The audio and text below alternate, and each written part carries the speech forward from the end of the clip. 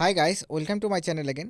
তো দেখো, চলে আসছে নতুন আরেকটা ভিডিও নিয়ে। তো আজকে এই ভিডিওটাতে নতুন একটা আপডেট উঠে আসছে।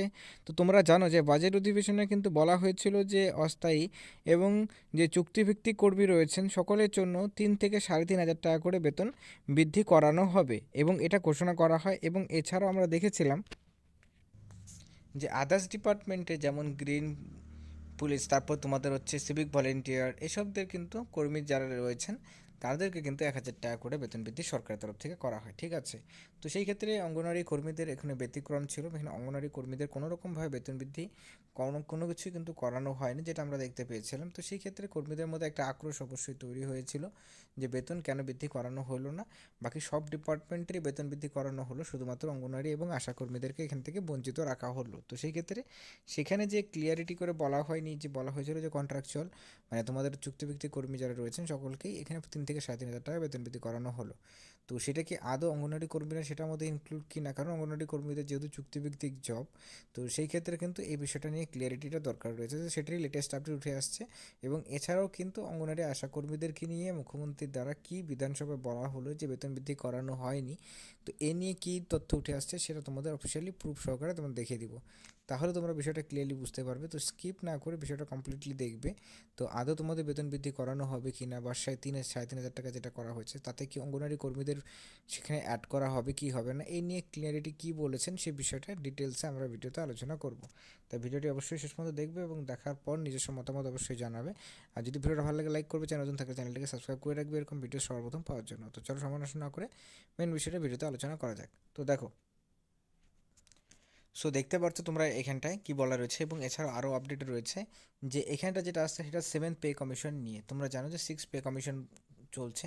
তো সেই ক্ষেত্রে 7th পে কমিশন বসা নিয়ে এখানে কি বলা রয়েছে, এখানে বেতন বৃদ্ধি হবে এবার, সরকারি কর্মীদের বেতন বৃদ্ধি করা হবে এবার। এবং বিধানসভা পে কমিশন নিয়ে বড় মন্তব্য মুখ্যমন্ত্রী। তো এইটা একটা হাইলাইটেড পয়েন্ট, যেখানে বেতন বৃদ্ধি নিয়ে বিধানসভাতে কিন্তু বলা হয়েছে। কারণ পে কমিশন যদি এখানে বসে, মানে এখন তো তোমাদের 6th পে কমিশন রয়েছে, 7th পে কমিশন বসলে পরে কিন্তু বেতন অটোমেটিক্যালি এখানে বৃদ্ধি করানো হবে। এবং সেই ক্ষেত্রে কারণ কি সেখানে গ্রেড পে এটা কিন্তু বেড়ে যায়। তো সেই ক্ষেত্রে অঙ্গনওয়াড়ি কর্মীদেরও কিন্তু এটার আওতায় নিয়ে আসা হবে, যেখানে অঙ্গনওয়াড়ি কর্মীদের কিন্তু এই সিস্টেমে বেতন বৃদ্ধি করানো হবে। তো এখানে অ্যাকচুয়ালিতে কী হয়েছে, তো দেখো এখানে বলা হচ্ছে যে 2024-25 অর্থবর্ষের বাজেট পেশ করা হয়েছে।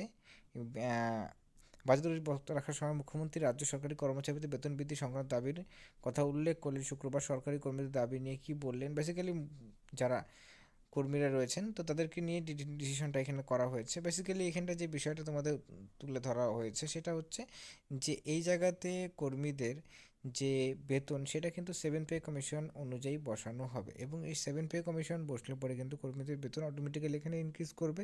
সেক্ষেত্রে 2 থেকে 3,000 টাকা করে কিন্তু অটোমেটিক্যালি ইনক্রিজ করবে, কারণ এখানে গ্রেড পেটা ইনক্রিজ করে যায়, ঠিক আছে। তো এ নিয়ে যেহেতু আগে 6th পে কমিশন রয়েছে, তো এইটা নিয়ে এই বিষয়টা ক্লিয়ারলি বলা হয়েছে, ঠিক আছে।